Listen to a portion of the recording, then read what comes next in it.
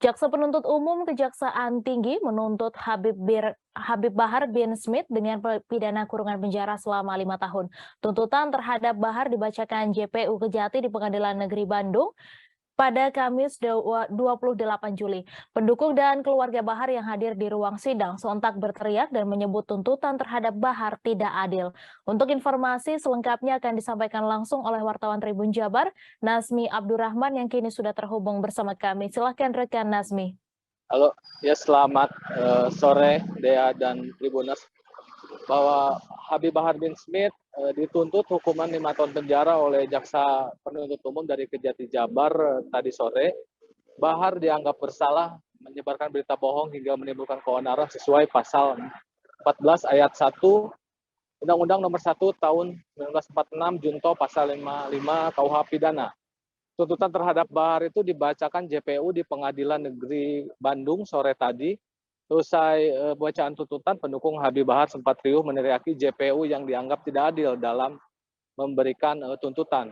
Kondisi riuh pun di ruang sidang sempat ditangani oleh hakim, namun pendukung Bahar tetap riuh hingga hakim meminta pendukung untuk diam dan menghadiri persidangan. Adapun pertimbangan JPU dalam tuntutannya menyebut jika Bahar tidak menunjukkan rasa bersalah selama persidangan dan dinilai meresahkan dalam ceramahnya. Sementara hal yang meringankan, Bahar memiliki tanggungan.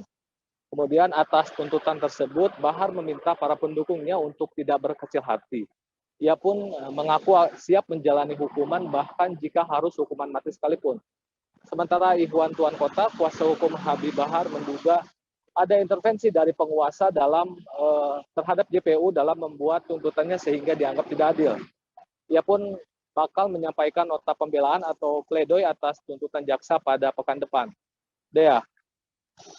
Baik, terima kasih rekan Nazmi atas laporan Anda dan Tribuners, wartawan kami juga telah menghimpun wawancara dengan kuasa hukum Bahar. Berikut tayangannya untuk Anda. Jadi saya menduga ini ada intervensi, ya, ada intervensi penguasa yang ikut campur dalam permasalahan ini. Dan akhirnya jaksa tidak independen, alias buta dan tuli. Dia tidak melihat fakta-fakta persidangan yang ada. Fakta yang kita hadirkan semua, saksi-saksi, tadi diadopsi semua sama jaksa. Tapi jaksa tidak clear, tidak independen, sehingga ada intervensi memberikan tuntutan yang berat kalau menurut saya. Gitu, itu intinya. Pak, jadi pernyataan mana yang tidak sesuai dengan fakta persidangan yang Bapak maksud? Fran Asisi itu saksi ahli dari kami tentang bahasa, tapi keterangannya seperti yang dibacakan oleh jaksa itu bertolak belakang dengan fakta yang ada. Nanti kita bisa buktikan di pledoi kita, ya, di pembelaan kita. Makanya tunggu 1 minggu lagi. Kita juga punya hak untuk melakukan pembelaan terhadap klien kami. Sekali lagi saya minta, mohon majelis hakim tidak terpengaruh, ya, apalagi disampaikan oleh jaksa ada putusan Habib Rizik, ada putusan ini. Hakim harusnya independen dan dia punya hati nurani, ya, untuk menegakkan yang benar, menegakkan keadilan di bumi Allah ini. Itu intinya, ya. Jadi ada sampil semua saksi yang diambil oleh jaksa penuntut umum adalah saksi yang meringankan yang dari kami, gitu.